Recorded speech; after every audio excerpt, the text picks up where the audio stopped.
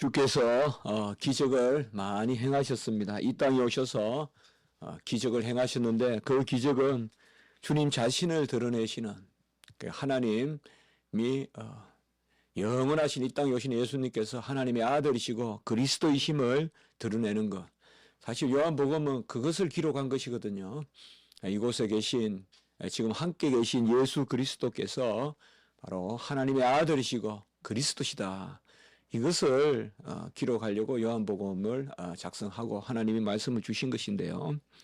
바로 하나님께서 그 아들을 보내셔서 이런 많은 기적을 행하게 하신 것은 무엇보다도 그 아들의 어떠하심을 통하여서 하나님을 드러내시고 또 하나님의 어떤 사랑과 오늘 보면 나사로를 이렇게 친구라고 불러주시는데 얼마나 사랑하고 또 친구고 어떻게 하나님이 친구가 됩니까? 이건 뭐 구약 백성들은 생각할 수 없는 일이거든요. 네.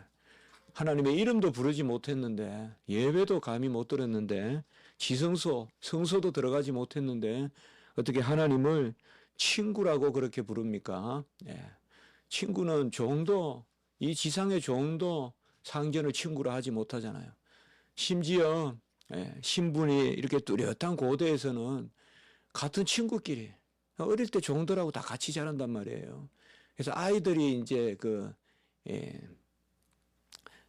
정말 양반과 상놈의 그런 반상의 의식이 아이들은 없거든요. 그러니까 어릴 때 보면 이제 아이들 때 친하게 지내다가 이제 크면서 점점 이제 그 반상을 깨닫게 되는 거죠. 누구는 양반이고 하나는 상놈이고 이제 그래서 그걸 깨닫게 돼서 이제 다 같이 자라는데 보니까 어릴 때 이 상놈이 더 이제 더 그냥 애가 총기가 있고 또 건강하고 근데 이제 거기에 또 양반은 크게 두 가지가 있죠. 그 아들이 이제 또 교만한 애가 있을 수 있고 정말 어릴 때부터 비록 양반 집의 아들이라도 또 그 상놈된 그 친구를 이해하는 경우도 있고 뭐 그래서 나중에 이제 같이 마치 이제 요나단과 다윗과 같이 뭐 그런 이야기들은 우리가 많이 이렇게 보게 됩니다만은 사실상 친구라는 단어는 친구끼리도 쓸 수 없는 거거든요. 이 시대는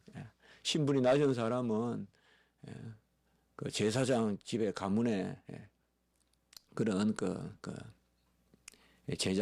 자녀들에게는 친구다 이런 말도 못 쓰고 이런 시대인데 하나님의 아들이 이 땅에 오셔서 친구라고 불러주시고 함께 자녀됐다고 하고 그리고 사랑한다 하시니까 얼마나 귀한 것입니까? 벌써 여기에서 다 규정이 되어 있는 거죠. 우리 하나님이 우리를 사랑하신다. 예수님께서 마리아와 마르다와 나사로를 특히 사랑하셨다. 이러면 이제 거기에서 모든 것이 다 규정되어 있죠. 이러한 기적으로 예수님의 어떠하심을 드러내는 것을 우리가 특별히 표적이라고 이렇게 이름합니다. 그 표가 뭡니까? 이제 오늘 우리가 성례를 거행하는데 성례는 바로 보이지 않는 은혜에 보이는 표다. 이렇게 이제 정의가 되거든요. 어거스틴이 또 그렇게 정의를 했는데 보이지 않는 은혜에 보이는 표다. 그 은혜는 안 보이잖아요. 거듭나고 또 거룩한 가정에 있고 또 나를 위해서 의를 다 증가해 주시고 안 보이잖아요.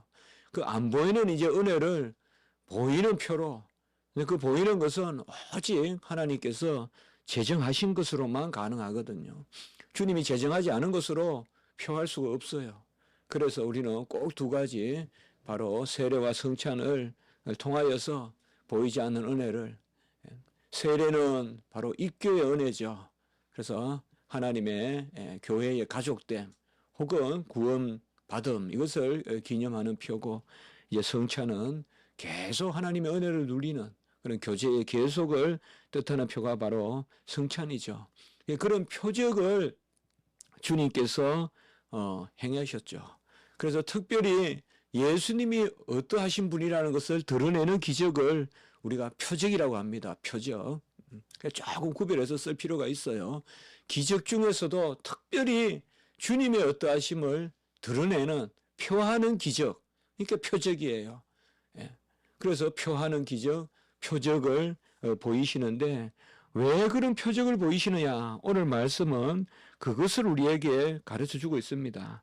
이미 말씀을 드렸지만은 첫째의 표적은 뭐예요? 바로 표적의 뜻은 예수님이 누구신가 드러내시기 위한 것이고, 둘째 의미는 뭐냐?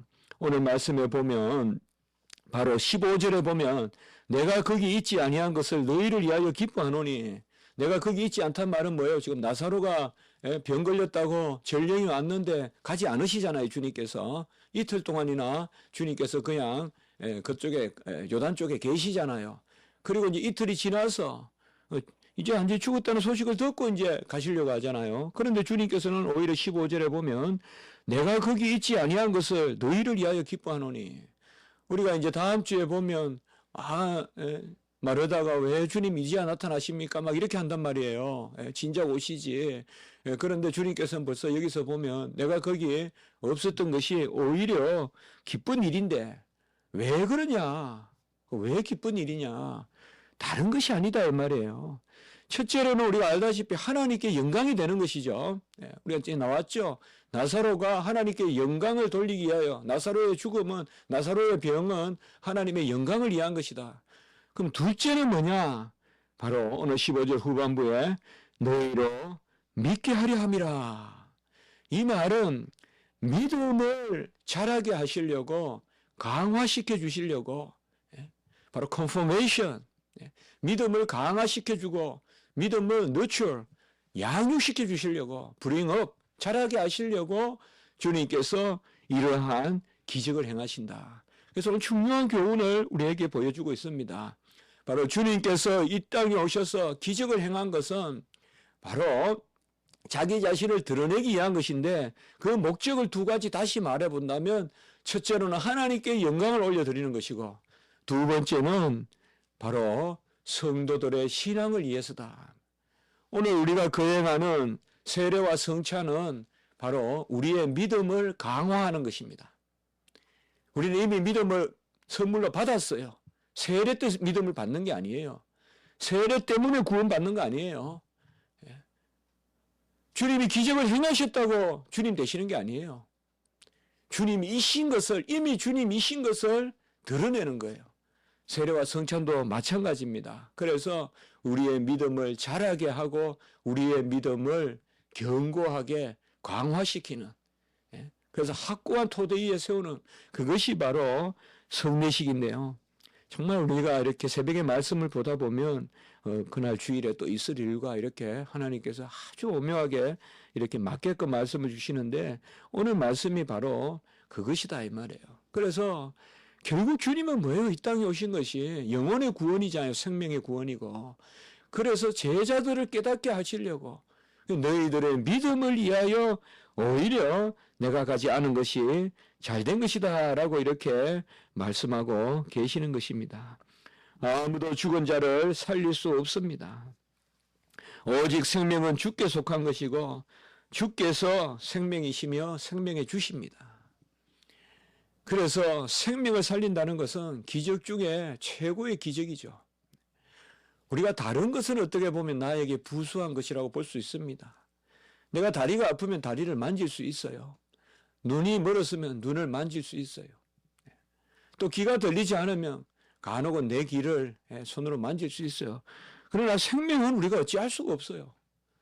생명은 내가 시작할 수도 없고 끝낼 수도 없고 회복시킬 수도 없는 거예요. 생명은 내가 시작할 수 없어요. 왜요? 생명이 나의 시작이기 때문에. 내가 있고 생명이 있는 것이 아니잖아요, 여러분들. 생명이 나의 출발이잖아요. 우리가 잘 생각을 해보세요. 내가 존재하고 생명이 있다면 내가 생명을 취하거나 내가 생명을 구하거나 하겠지만은 생명은 나 자신이잖아요. 생명이 나의 출발이란 말이에요. 그래서 우리가 언제부터 인간입니까? 생명이 있을 때부터 인간이에요. 그게 언제예요? 흙으로 호흡을 불어넣으시니 생기를 불어넣으시니 생명이 된지라 그때가 인간이란 말이에요. 그때가 인간이고 그때가 하나님의 형상이고 그때가 바로 비로소 존재의 시작이거든요. 그래서 우리는 아무도 생명의 시작에 관여할 수 없어요. 생명이 내가 가진 것이 아니라 내 자신이기 때문에 아무도 스스로를 만들 수 없어요. 그래서 우리는 생명의 시작일 수가 없어요. 그 철학자들은 여기에서 다 설명을 하지 못하는 거예요. 여기서 함정에 빠져 있는 거예요. 어제도 제가 우리 집에 보니까 그 브리타니카 엔사이클로피디아 바로 그 세계적으로 유명한 있잖아요. 브리타니카 백과사전. 거기에 제가 아리스토텔레스 그 철학책이 있어서 한번 이렇게 꺼내 봤습니다. 또 토마스 아퀴나스의 또 신학 대전도 있고 쭉 이렇게 있더라고요. 그래서 그 우리 이제 장인어른이 서재 정리하면서 제 방에 갖다 놓은 책인데 이제 저한테 주신 거죠. 그래서 그걸 제가 이제 뭐 영어로 됐으니까 빨리 읽겠습니까만, 야, 아리스토텔레스가 이렇게 많은 글들을 썼구나. 이제 그런 생각도 하면서, 존재 이런 부분을 제가 한번 얻어봤어요. 그런데 사실상 우리가 모든 이야기를 하지만은 우리는 우리 스스로가 출발일 수 없습니다. 특별히 생명에 관해서는 그렇습니다. 그래서 생명은 내가 스스로 시작할 수도 없고 또 생명은 스스로 버릴 수도 없습니다. 지난주에도 저에게 어느 한 분이 또 전화가 왔어요. 몇 해 졸업생인데 꼭 그렇게 전화 와요. 101회 졸업생입니다. 교수님 꼭 하나 바쁘신데 질문할 게 있습니다. 뭡니까? 또 자살에 대한 그런 질문을 했어요. 그래서 뭐 교회 주일학교에 주로 보면 이제 그런 이제 이야기예요. 뭐 가르치는데 교재가 적당하냐? 또 어떤 사람이 이런 이야기를 하는데 그거 잘못된 것 아니냐. 그래서 주일학교에서 자살에 관한 것을 가르치는데 자살을 해도 뭐 구원이 있다 없다 이런 말을 하다. 그래서 그런 것 그렇게 접근하지 말고 자살이 죄냐 아니냐. 그렇게 먼저 이야기하라고. 그래서 자살은 분명히 죄고 죄는 죽음에 이르는 것이고 자살은 돌이킬 수 없는 죄다. 그렇게 가르치라. 구원이 있다 없다는 아무도 말할 수가 없다. 그것은 자살은 돌이킬 수 없는 죄다. 왜냐하면 나를 부정하는 것이기 때문에. 사실상 사람이 자살해서 죽었다는 것은 하나님이 버리셨다는 유기의 가장 큰 표가 됩니다. 사실. 왜요? 사람은 스스로 자기 목숨을 버릴 수 없어요. 하나님이 안 놔두세요. 하나님이 보호하세요. 그런데 사람이 스스로 자기 목숨을 버릴 만큼 그런 지경에 이르렀다면 그것은 하나님의 보호를 떠난 것이에요. 하나님의 보호를 떠난 것이에요. 그렇기 때문에 우리는 돌이킬 수 없는 죄라고 생각할 수 있고 구원이 있다 없다 그렇게 말할 바가 아니라 구원에 이를 수 없다. 있다 없다가 아니고 구원에 이를 수 없는 죄다. 그렇게 말하면 되는 것이거든요. 우리는 스스로 죽을 수 있을 것 같아도 스스로 죽을 수도 없어요. 왜요? 내가 내 생명을 어떻게 끊어요, 여러분들? 끊을 수 있어요? 없어요. 가만히 한번 묵상해 보세요. 나는 내 생명 못 끊어요. 생명의 끝에 내가 있을 수 있냔 말이에요. 생명의 끝은 딱 부인하는 거잖아요. 주님께서도 돌아가시기 전에 선포하셨잖아요. 뭐라고? 다 이루었다고. 죽을 때 다 이루었다고 하지 않았잖아요. 죽기 직전에 말씀하셨잖아요. 그건 무슨 말이냐 하면 죽음은 내가 스스로 죽노라 하지만은 그 죽음은 내가 취할 수가 없어요. 여러분, 스스로 가질 수 없는 사람은 스스로 버릴 수도 없어요. 우리는 우리의 생명을 스스로 가질 수 없기 때문에 스스로 버릴 수도 없어요.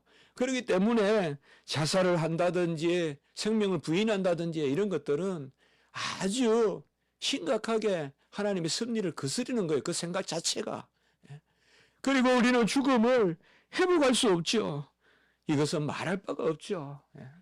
스스로 우리는 죽음의 생명을 회복할 수 없어요. 죽음은 완전히 내 자신이 영혼과 육체 가운데 있지 아니한 것인데 이제 영혼으로 사는 것인데 어떻게 우리가 다시 생명을 회복합니까? 그래서 오늘 말씀을 통하여서 특별히 이제 점점 요한복음에는 빨리 이렇게 기사가 진행되거든요.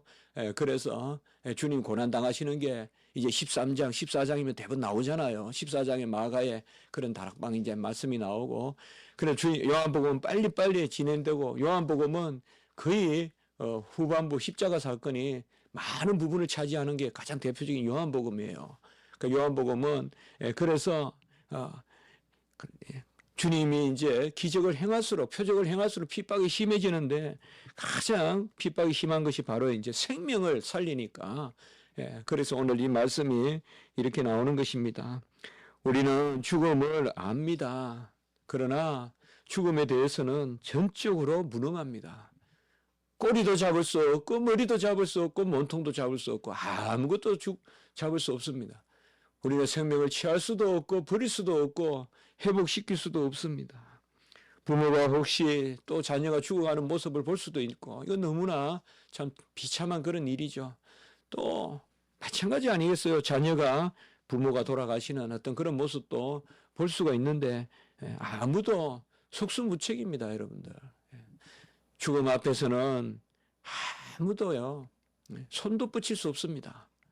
잡을 수도 없고 어떻게 할 수가 있어요. 삿바라도 잡아야 싸움을 해보는데 우리는 죽음 앞에서는 삿바도 못 잡습니다. 완전히 무능합니다. 그냥 벤치에 앉아 울 뿐입니다. 그것이 바로 죽음 앞에서 우리가 어찌할 수 없는, 손을 놓을 수밖에 없는, 아무리 사랑해도 어떻게 할 수가 없는 것이 바로 죽음이거든요. 그래서 오늘 여기에서 특별히 우리는 사랑과 죽음, 옛날에 뭐 김성일 씨입니까? 그 소설, 요새는 뭐 많이 그런데 땅끝으로 가다 뭐 땅끝으로 오다. 그분이 또 소설입니까? 저도 읽었던 기억이 나는데요. 사랑은 죽어보다 강하고 뭐 하는 그런 소설이 있었던 것 같은데 오늘 여기에 보면 나사로 사건이 바로 이 두 가지예요. 사랑이냐 죽음이냐.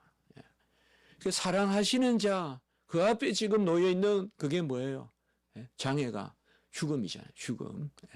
그래서 우리는 죽음 앞에 사랑이 무능한데 주님은 어떠냐 이 말이에요. 잔다라고 이렇게 말씀합니다.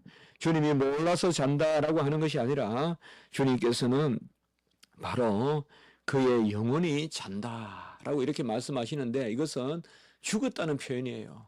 왜냐하면 영혼은 죽어도 살거든요. 그래서 주님께서 잔다라는 표현은 그냥 자서 자는 것이 아니라 주님께서 이것을 아시고 곧 살리실 것을 아시고 잔다라고 말씀하셨다고 볼 수도 있고 영혼은 이제 살아있기 때문에 잔다라고 말씀했다고 볼 수도 있습니다. 그래서 주님께서 잔다라고 하니까 제자들이 주님이 몰라서 저러시는구나.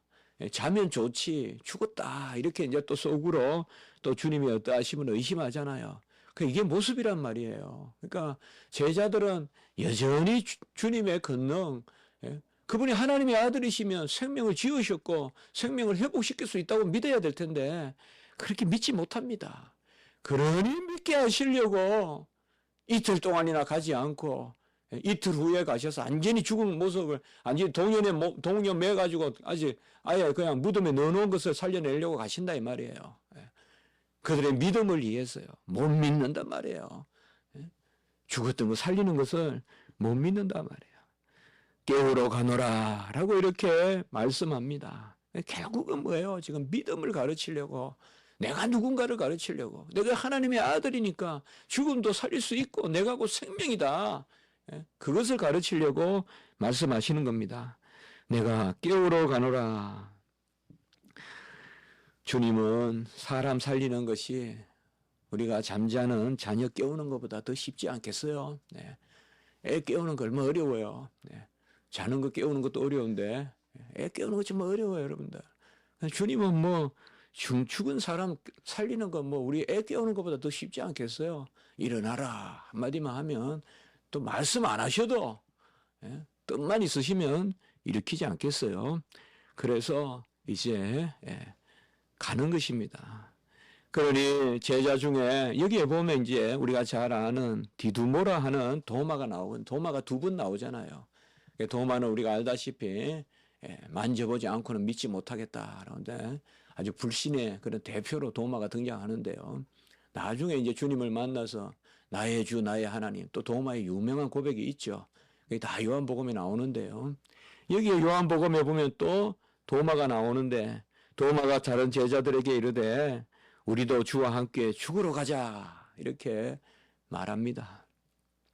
죽으러 가자 이 말은 이제 유대 땅으로 가는 거잖아요. 유대는 알다시피 그 실로암에서 맹인을 고쳐서 돌을 던졌던 곳 아니에요. 예수님께.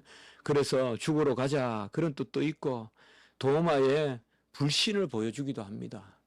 도마는 벌써 여기에서 보면 어떤 믿지 못한 사람의 대표로 등장해요. 상당히 혈기로운 그런 말씀이에요. 주님의 말씀을 잘 알아듣지 못하고 뭐 될 대로 되라 뭐 해보자 그런 식으로 하는 거예요. 가서 죽자 우리도. 왜 죽습니까? 사람 살리러 가는데. 그 권능이 하나님께 있는데 죽으러 가자 이렇게 이야기합니다. 주의 일을 할 때 도마와 같이 이런 식으로는 되지 않습니다. 끝까지 참아야 됩니다. 끝까지 참아야 됩니다. 끝까지 참고 어쨌든 참지 못했으면 졌다고 생각하면 되고요. 참지 못해서 이기는 경우가 없습니다. 절대 없습니다. 나서서 이기는 경우가 없고 말해버려서 이기는 경우가 없고요. 참아야 돼요. 우리는. 참아야 돼요. 잘 참으면 할 수 있거든요. 여기 도마는 오늘 보면 상당히 혈기를 나타내는 것이고 바로 주님의 어떠하심을 전체적으로 바로 알지 못하고 말하는 것입니다. 우리가 꼭 날마다 주님의 이런 말씀을 듣지만은 우리는 죽음 앞에서 그저 속수무책이다 이런 말을 또 하고 있잖아요. 그러나 주를 믿는 자들은 이렇게 말하기보다 하나님의 뜻이면 그 죽음이 때를 쫓은 것이로되 하나님의 뜻이 아니라면 그 죽음도 자는 것이다. 주님이 원하시면 깨우신다. 주님의 뜻이라면 연한을 정하셔서 생명의 연한을 정하시는 주님의 뜻이라면 합당하게 데려가시는 거지만 주님의 뜻이 아니라면 살리실 것이다. 그래서 죽음을 어떤 하나의 여전한 저주로 여기는 것이 아니라 죽음을 하나님의 섭리의 큰 표로 여기는 그런 마음이 우리 가운데 있어야 되겠습니다.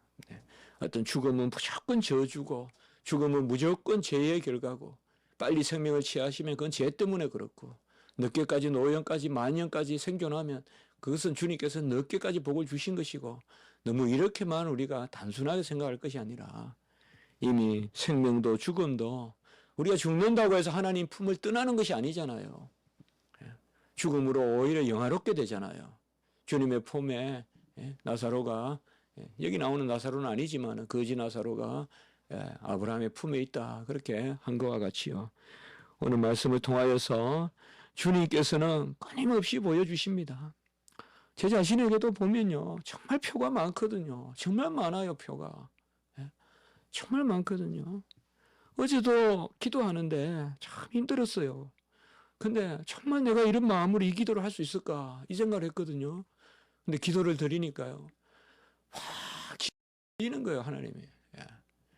그 일로 하나님이 기쁨을 주시는 거예요. 그리고 이 일이 아니면 안 됐겠구나 싶은 거예요. 그렇게 힘들게 하는 일이. 그래서 뭐든지 우리가 하나님 앞에서 내어놓고 기도하면요 정말 이렇게 평면으로 보면 우리가 세상의 이성의 눈으로 보면 어렵고 힘든 일이라도 주님 앞에서는 모든 일이 정말 거룩해지고 우리에게 기쁨의 요소가 돼요. 그래서 항상 기뻐하지 않을 수가 없는 기도 안 하니까 항상 안 기뻐한다 그 생각이 많이 들어요. 정말 범사에 감사할 일밖에 없어요. 범사에 감사할 일밖에 없다니까요.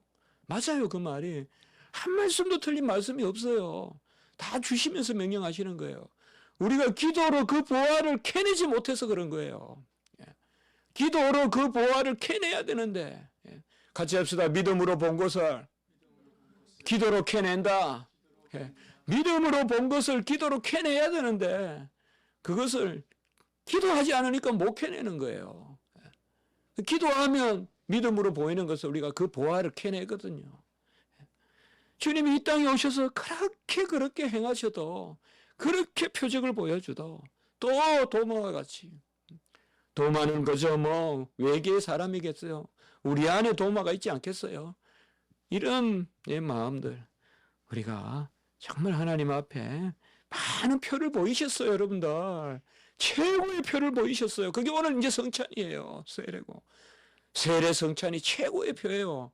어떤 뭐 자연에 뭐 이제 갈라지고 다 그거보다 더한 표입니다, 이게. 예. 다 그런 것들은 다 쓰러지는 표예요. 잠시 왔다가 또 사라지는 표예요. 믿음 없으면 또 불신되는 표지만은 오늘 주님께서 제정하신 세례와 성찬은 정말 귀한 우리의 표다. 그래서 우리의 믿음을 위하여 주님께서 주신 것을 잘 새기는 그런 또 저와 여러분 되시면 좋겠습니다. 한번 기도드리겠습니다. 하나님 아버지 감사합니다. 주님 그저 표적을 행하셔서 내가 이런 권능을 행하신다 자랑하시려고 하신 것이 아니라 표적을 행하시는 것조차 제자들의 믿음을 강화시키고 그들의 믿음을 자라게 하시기 위해서 아버지여 이런 나사로를 또한 아버지 죽은 가운데도 두셨다는 것을 기억하십니다. 하나님 아버지 간혹 우리가 어려운 일을 당할 때 왜 주여 빨리 나에게 오지 않았습니까? 왜 주여 빨리 의를 드러내지 않습니까? 라고 하박국 같이 외치지만은 그것은 주님께서 우리의 믿음을 위하여 그것을 즐거워하기 때문에 그러하신다는 말씀으로 받습니다. 하나님 아버지 주님의 때에 이루시고 주님의 때에 성취하시고 주님의 때에 불쌍히 여기시고 주님의 때에 우리를 영화롭게 하여 주시옵소서. 우리의 때로 헤아리지 말게 하시고 오직 주님의 정한 때에 주님의 일을 이루어 주님 하나님께 영광이 되며 우리에게 큰 은혜가 되는 역사를 이루어 주시옵소서. 오늘 교회가 이제 종료주일로 또 고난주간이 시작되는 이 시점에 하나님 앞에 예배드리며 성례를 거행합니다. 하나님 아버지여 오늘 예배 가운데 특별히 은혜 가운데 역사하시고 우리의 심령을 정하게 하시고 하나님의 말씀과 또 아버지 주님의 살과 피를 우리가 먹고 마시며 하나님 앞에 은혜를 아버지여 찬미하고 또 감사하는 그런 아버지 오늘 거룩한 주일이 되게 도와주시고 우리 성도님들 특별히 사랑하시고 보호하시며 오늘 또 입교를 받는 우리 아버지의 영혼 위에 하나님의 은혜를 더하여 주시옵소서. 감사하옵고 구주 예수 그리스도 이름으로 기도드리옵나이다. 아멘.